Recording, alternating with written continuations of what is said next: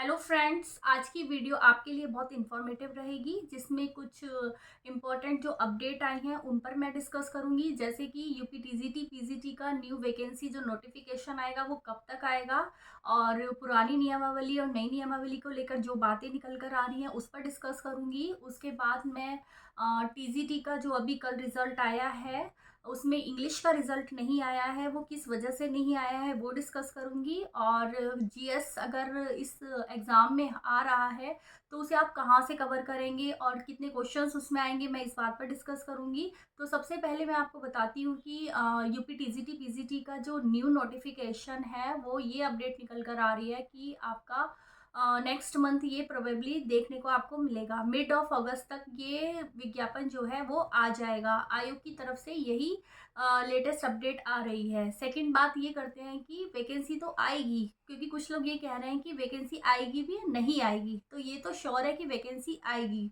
और अगस्त में ही आएगी, आप इतना श्योर रहिए। नेक्स्ट टॉपिक पर बात होती है कि पुरानी नियमावली से आएगा या नई नियमावली से आएगा। कुछ लोग ये बोल रहे हैं कि बीएड लागू हो गया है और जो प्राविधिक कला वाले जो स्टूडेंट्स हैं वो नहीं इस बार दे पाएंगे। तो मैं आपको बताना चाहूँगी कि अभी सिर्फ गाइडलाइंस जारी हुई हैं, अभी ऐसा फुल ऑफिशियल नोटिफिकेशन नहीं आया है। एनसीटीई की तरफ से जो गाइडलाइंस हैं आयोग उन्हें फॉलो करने के लिए मंजूरी दे दी गई है। आयोग की तरफ से ये बोल दिया गया है कि हम नई नियमावली से ही सारी चीज़ें आएंगी, जिसमें जीएस भी होगा, नेगेटिव मार्किंग भी होगी।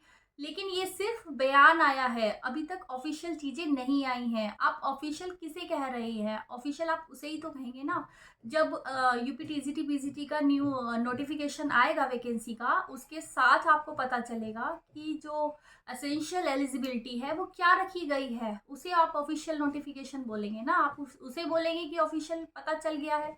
आप ऐसे ही पहले से नहीं कह सकते हैं, क्योंकि यहाँ पर तो आपको पता ही होगा। अभी लास्ट एग्जांपल आप इसी से सीख सकते हैं कि अभी एजुकेशन मिनिस्टर का एक दिन पहले आपने देखा होगा कि बयान उनका आता है कि मैं अपना इस्तीफा क्यों दूंगा, लेकिन नेक्स्ट डे उन्होंने अपना रिजाइन कर दिया ना। तो यहाँ बयानों पर नहीं चलता है, जब तक फुल नोटिफिकेशन नहीं आएगा, फाइनल नोटिफिकेशन नहीं आएगा। आप तब तक अपनी होप रखिए, जो नॉन बीएड वाले हैं और जो प्राविधिक कला वाले हैं। आप देख भी रहे होंगे कि लखनऊ में भी कल लोगों ने गए हैं, वहाँ मिले हैं काफ़ी से, और वहाँ पर चीज़ें जो है वो कर रहे हैं। क्योंकि वो कहते हैं ना कि 99.9 चांसेस तो है कि नई नियमावली से आएगा, क्योंकि आयोग ने कह दिया है साफ कि हम इसमें कुछ नहीं कर सकते हैं। आपको जो कुछ करना है आप मुख्यमंत्री जी के पास जाइए, वहाँ से अगर कुछ होता है तो हम कुछ आगे कर सकते हैं। तो आयोग ने तो अपनी तरफ से क्लीन चिट दे दी है कि वो नई नियमावली से ही देगा। वो कहते हैं ना कि अंधेरे कमरे में भी रोशनी की अगर एक किरण भी होती है तो वो भी काफ़ी होती है। तो कुछ ऐसा ही इसमें मुझे लग रहा है कि 1% ही सही, लेकिन होप लेकर लोग आगे बढ़ रहे हैं और लखनऊ तक लोग गए हैं। तो इसी होप के साथ गए हैं कि अभी ऑफिशियल नोटिफिकेशन नहीं आया है। जो भी चीज़ें होंगी मुझे लगता है 10 से 12 दिन में सारी चीज़ें क्लियर हो जाएंगी, क्योंकि नोटिफिकेशन आने के बाद कुछ भी नहीं होगा। जो कुछ होना होगा अभी इन 10 से 12 दिनों में क्लियर हो जाएंगी कि पुरानी नियमावली से आएगा, नई नियमावली से आएगा। सारी चीज़ें आने वाले 15 डेज में सारी जो भी कुछ होगा वो क्लियर हो जाएगा। मुझे लगता है कि अगर पुरानी नियमावली से आता है तो इसमें कोई प्रॉब्लम नहीं होनी चाहिए किसी को, क्योंकि हज़ारों स्टूडेंट नहीं, लाखों स्टूडेंट बाहर हो जाएंगे अगर नई नियमावली से आएगा तो। आप लोगों का क्या सजेशन है? आप लोग क्या चाहते हैं कि नई नियमावली से आए या पुरानी नियमावली से आए? आप प्लीज़ कमेंट सेक्शन में मुझे भी बताया करिए कि आप लोग क्या सोच रहे हैं। और इसके बाद थर्ड अपडेट जो आ रही है वो ये है कि टीजीटी इंग्लिश का जो अभी नहीं आया है रिज़ल्ट, वो किस वजह से नहीं आया है। तो अभी 30 जुलाई को हाई कोर्ट में इसकी सुनवाई होनी है, इसी वजह से ये रिज़ल्ट जो है वो अभी जारी नहीं किया गया है।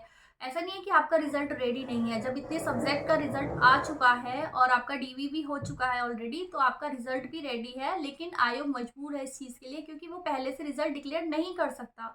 जब किसी चीज़ पर पहले से हाई कोर्ट में सुनवाई होनी है तो आप उसे पहले से क्लियर नहीं कर सकते हैं। तो थोड़ा सा आपको पेशेंस रखना होगा इस चीज़ में। मुझे लगता है जो भी होगा पॉजिटिव चीज़ें ही होंगी आपके साथ। और नेक्स्ट बात आती है अब जीएस की। कुछ स्टूडेंट को लगता है कि अगर जीएस इसमें ऐड हो जाएगा तो उसको कहाँ से प्रिपेयर करेंगे, कितने क्वेश्चंस ऐसे होंगे जो जीएस के आएंगे। तो 120 क्वेश्चंस अभी जो निकल कर आ रही है बात, कि 120 क्वेश्चंस आपके आएंगे उसमें 80 क्वेश्चंस आपके सब्जेक्ट के होंगे और 40 क्वेश्चंस आपके जो होंगे वो जीएस के होंगे। अब जीएस के क्वेश्चंस के लिए आप इतना परेशान मत होइए, क्योंकि जब फर्स्ट टाइम कोई न्यू पैटर्न किसी भी एग्ज़ाम में लागू किया जाता है तो वो बहुत हाई लेवल का नहीं आता है। आप किसी भी एग्ज़ाम में देख सकते हैं, जब से कोई चीज़ नई लागू की जाती है तो न्यू पैटर्न पर वो इतनी हाई लेवल की नहीं पूछेगा। फैक्चुअल चीज़ें, वन लाइनर चीज़ें ही मुझे लगता है कि पूछी जाएंगी। और 80 क्वेश्चंस जो आपके सब्जेक्ट के होंगे वो डीप में पूछे जाएंगे, तो आपको अभी उन पर अपनी फोकस करना चाहिए, उन पर अपनी आपको पकड़ बनानी चाहिए, बजाय इसके कि जीएस के लिए आप परेशान हो। लेकिन अगर आप अभी से जीएस को थोड़ा थोड़ा भी पढ़ते रहेंगे तो मे बी वो आगे आपके लिए प्रॉब्लम नहीं क्रिएट करेगा। तो मुझे लगता है थोड़ा थोड़ा आपको पढ़ना स्टार्ट कर देना चाहिए। तो इसके लिए आप अगर प्रिपेयर कर सकते हैं तो एक घटना सार की एक मैगजीन आती है, आप उसे अभी से थोड़ा थोड़ा पढ़ सकते हैं, क्योंकि यूपी से रिलेटेड जितने भी एग्जाम्स होते हैं उसके लिए मैगजीन बहुत बेनिफिट होती है। आप इसे एक बार जरूर पढ़ सकते हैं। इसमें जो चीज़ें दी गई होती है बहुत फैक्चुअल होती हैं और इजी वे में दी गई होती है। आपकी मेरा सजेशन है, अगर आपको कहीं और से आपको करना है तो आप वो भी कर सकते हैं, क्योंकि लेकिन आप एक ही सोर्स रखिएगा जीएस का। जीएस के आप 2 सोर्स नहीं रखिएगा। और कितना आपको जीएस कवर करना होगा? 10 मंथ का आपको जीएस कवर करना होगा, जिसमें से 6 से 7 महीने का मोर फोकस आपको बना के रखना होगा, क्योंकि 6 से 7 महीने का जीएस जो होता है उसमें से बहुत ज़्यादा संभावना होती है कि क्वेश्चन वहीं से ही पूछे जाएंगे। तो जीएस के लिए आप अभी से थोड़ा थोड़ा वहाँ से प्रिपेयर कर सकते हैं। ये तब तक के लिए है जब तक फुल सिलेबस अभी नहीं पता चल जाता कि जीएस में कौन कौन से चीज़ें इंक्लूड की गई हैं। आप तब तक थोड़ा थोड़ा पढ़ सकते हैं। तो ये रहा जीएस के लिए, आपको परेशान होने की ज़रूरत नहीं है। अगर आपको वीडियो थोड़ी सी भी इन्फॉर्मेटिव लगती है तो प्लीज़ अपना सपोर्ट करिए, क्योंकि आपके सपोर्ट की बहुत ज़रूरत है। और आप वीडियो देखते हैं लेकिन चैनल को सब्सक्राइब नहीं करते, तो प्लीज़ चैनल को सब्सक्राइब भी कर लिया करिए।